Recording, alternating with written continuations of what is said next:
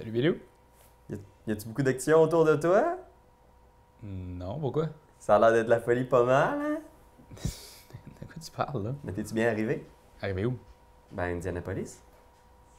Je suis pas à Indianapolis, c'est toi qui étais censé y aller. Non, moi je suis pas censé aller à Indianapolis, je m'occupe de Muriel.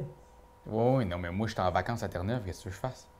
Ben, si toi t'es pas à Gen Con, puis que Toi, moi je t'es suis pas à Gen Con... Ça veut dire que...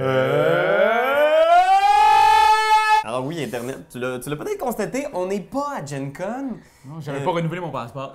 Exact, puis justement, à cause des divers crimes que Raph a commis cette année, il n'a pas pu traverser. On s'intéresse quand même de près à l'événement parce qu'il y a plusieurs énormes sorties cette année. Mais cette année, c'est fou raide. C'est la première année que tu scrolles les jeux, puis tous les jeux, t'as envie de les mettre dans ta bucket list de ce que tu veux. Ça va être vraiment un Noël formidable, hein, si on réussit à avoir tous ces cadeaux. Un Noël du gamer formidable.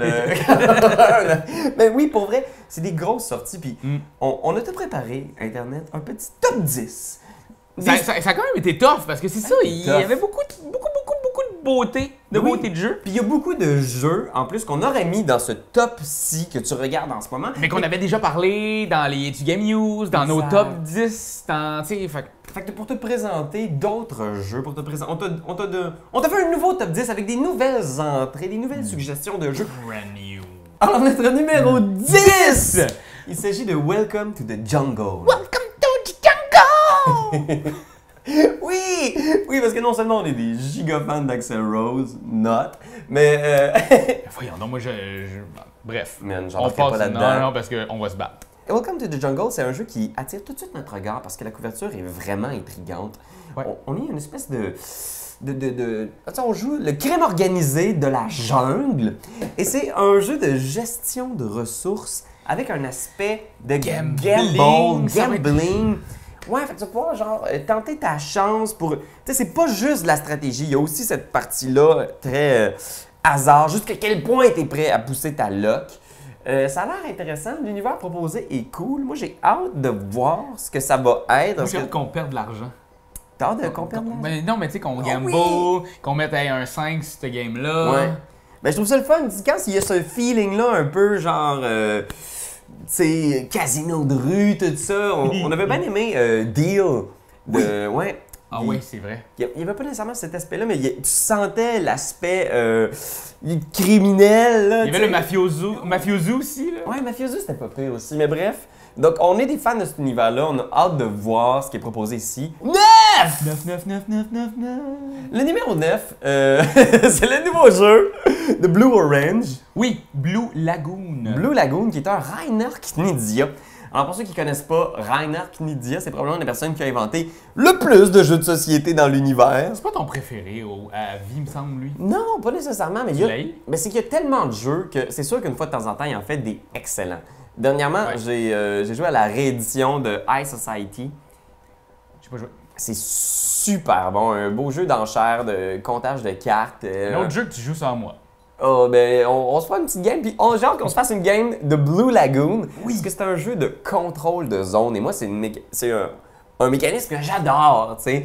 D'essayer de prendre contrôle de diverses îles. Tu fais des genres de petites colonies sur une espèce de série d'îles. Puis tu peux aller chercher aussi les ressources. Fait qu'il faut que... Puis tout à la Rainer Knizia, fait que il y a une petite abstraction, là. C'est pas l'espèce de jeu, genre, justement, très américain. Non, c'est tout doux, là. Tout doux. Mais en profondeur. Oui, c'est un casse-tête. Tu sais, les jeux C'est de ça. Knizia, c'est des casse-têtes. Il faut que tu te forces pour être capable de se distinguer dans le jeu puis de vaincre.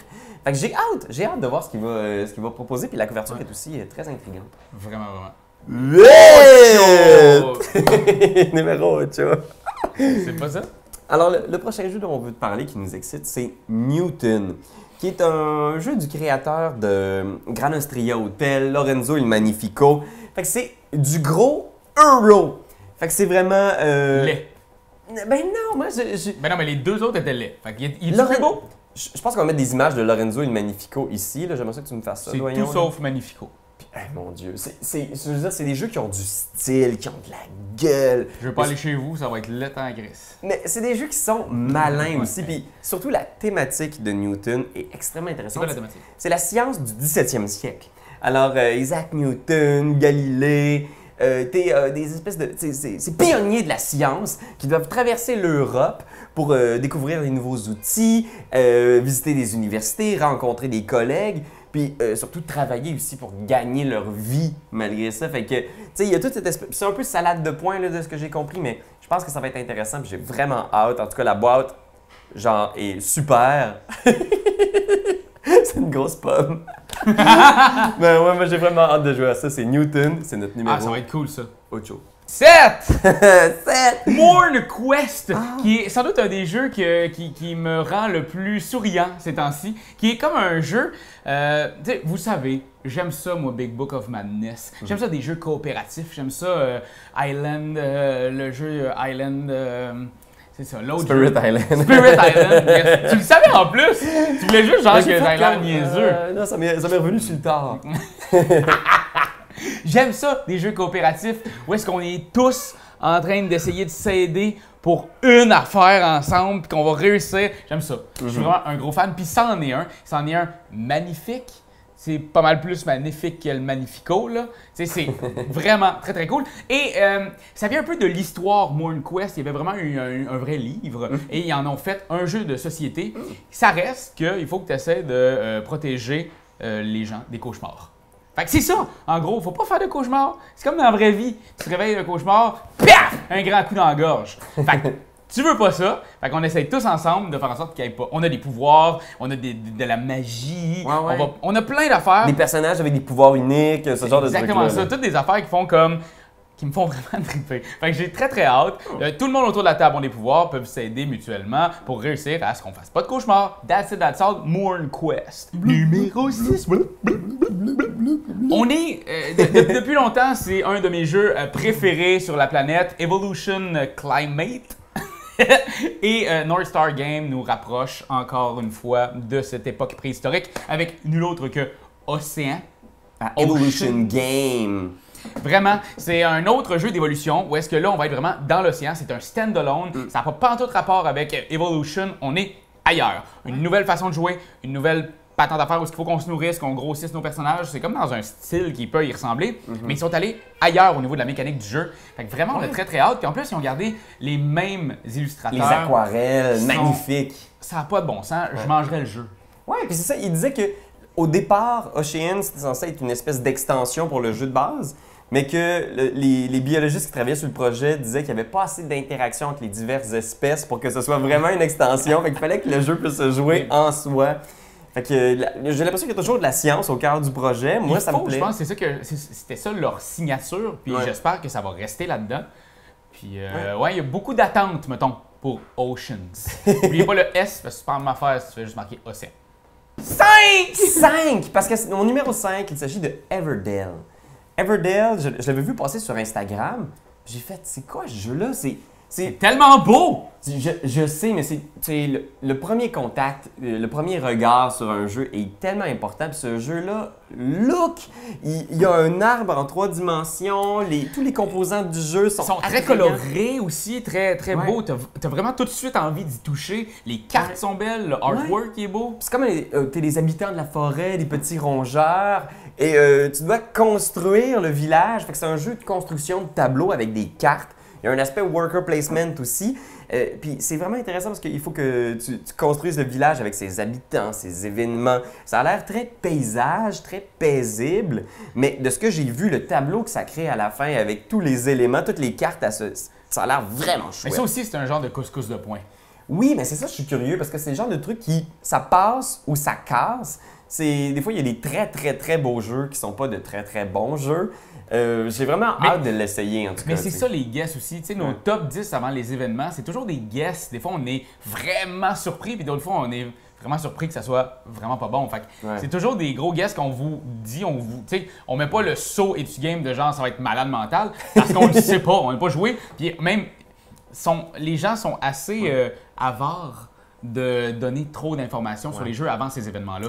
Fait que on essaie de prendre le plus possible, de t'en donner le plus possible, mais... on sait pas de quoi on parle. On sait pas tout de quoi on parle.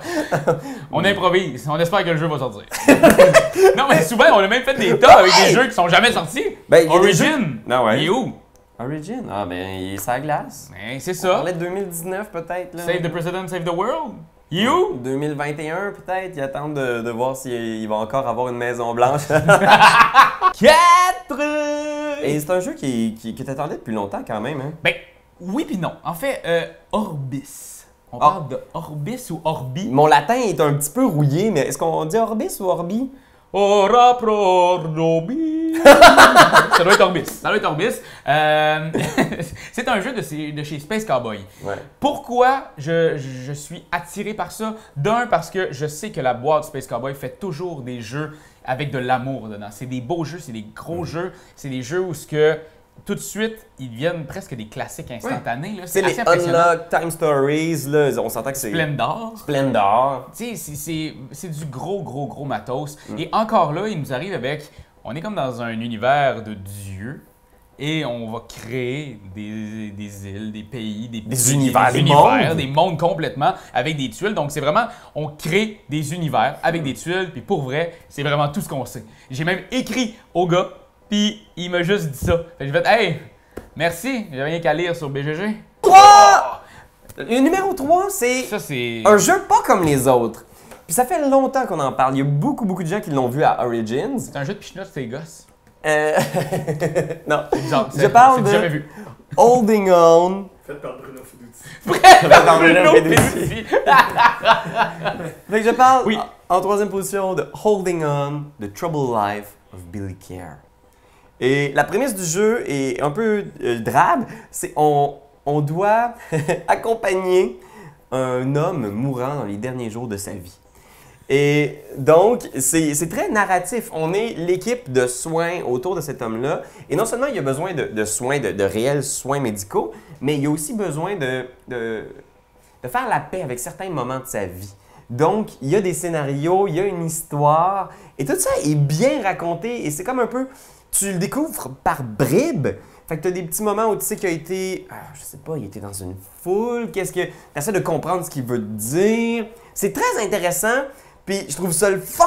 Moi, j'ai vraiment trippé sur Fog of Love cette année. Puis ces Ça jeux-là. ressemble dans ça. C'est ça que je me demandais au niveau de la jouabilité de ce genre un de co-op. jeu-là. C'est un co-op, OK. Donc, c'est très différent, j'ai l'impression, que Fog of Love, mais c'est le genre d'expérience collaborative où tu écris une histoire, tu sais. Puis où, ensemble, tu as l'impression à la fin d'une partie d'avoir vécu un moment, tu sais.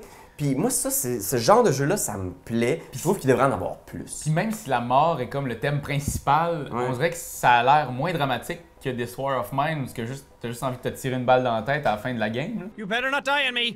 Don't you die on me. Oui, ben j'ai l'impression que c'est le genre de jeu, puis j'ai hâte d'y jouer, mais qui peut créer des beaux moments, tu sais, Ouais. parce que la mort, c'est un sujet qu'on traite souvent, qui est un peu genre accessoire dans beaucoup de jeux.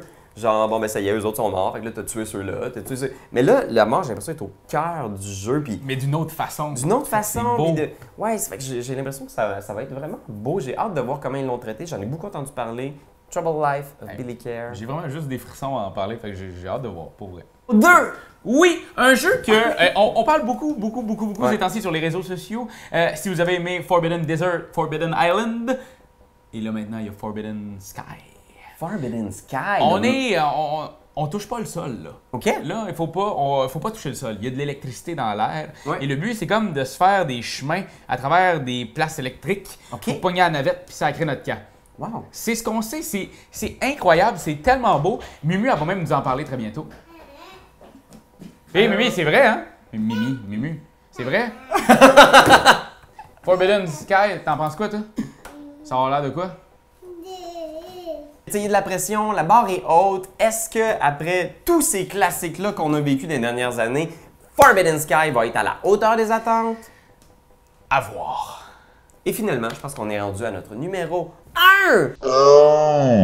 On y va, OK, on se lance. on se lance. Ça fait 3 ans qu'on va à Cannes. Ouais. Ça fait 3 ans qu'à toutes les années, Matago me parle de ce jeu-là comme étant un trésor qui s'en vient. Et je parle ici de Treasure Island. Wow! Des illustrations de Vincent Dutrait, regardez ça! Oui, puis Marc Paquin, qu'on avait connu pour Yamatai, une collaboration avec Bruno Catala, revient en forme et en force, je crois, avec ce jeu-là, qui est un jeu asymétrique, Ouais. où est-ce qu'il y a eu une mutinerie sur un bateau, et là, ils se sont mis à menotter quelqu'un sur le bord du mât, puis là, ils posent des questions, parce qu'il a caché un trésor, Et là, il faut essayer de trouver le trésor. Mais est-ce qu'il ment? Est-ce qu'il ment pas? Est-ce que... Bref, lui va essayer de se détacher, puis après ça, il va essayer de repogner son trésor pour partir, puis essayer de tout nous péter à la gueule. Ouais, mais c'est ça, il y a comme de quoi d'un peu à la Capitaine Sonore, là, où est-ce qu'il y a une acétate, puis tu sais que le trésor est à quelque part, puis Tu le sais, mais est-ce que c'est vraiment ça? Fait qu'il y a une personne qui le sait, pas les autres. Mais c'est ça qui est cool, c'est que tu essaies de chercher, puis là tu te dis est-ce qu'on cherche un petit peu partout, est-ce qu'on peut y faire confiance, il y a certaines informations qui sont bonnes, certaines qui ne le sont pas. Voilà. Ça a vraiment l'air intéressant, puis ça a l'air d'être le genre de jeu où est-ce que quand t'es le joueur qui sait où est-ce que le trésor est caché, puis que le monde font ah man, j'ai pas mal cherché toute cette zone-là, c'est sûr qu'il est pas là. Puis tu vois qu'il est à une case de trouver le trésor, puis que t'es comme genre oh man, s'il bouge une case, il va trouver. Mais c'est le genre de jeu que tu joues, puis tu fais ah.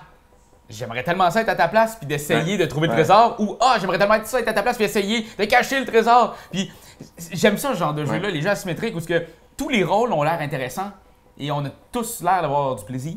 Ouais, fait que Treasure Island, pour vrai, ça va être la folie. Ah oui, on a vraiment hâte. Et je te rappelle toujours aussi qu'il y a d'autres gros jeux. Là. On parle de Roots, Rise of Fenris, Detective, Modern Crime Board Game of the You Know What. Queensdale. Koi, où est-ce que tu joues des poissons? Oui, Koi, où est-ce qu'on joue des petits poissons. Il y en avait tellement. On va remettre dans la description notre top des meilleurs jeux de l'année, les plus attendus pour que tu puisses en profiter toi aussi. Il y a même Dice Forge qui fait une extension. What? C'est crazy! C'est fou, cette année, ça n'a pas de sens. Puis ça me fait vraiment chier parce qu'on y va pas. Tu sais, c'est ça l'affaire. Ah? Mais on peut peut-être y aller grâce à la magie du l'amour. After Effects. After Effects. Oh, regarde le kiosque de Space Cowboys. Oh, salut! Regarde, c'est Rick Lang. Salut, Rick! Quand t'aimes quelque chose, tu te donnes des bisous dessus. Mais comme c'est un ordinateur, tu donneras pas de bisous. Tu vas plutôt commenter, puis tu vas partager. Oh oui, partagez, partagez, partagez. C'est la leçon de Jésus!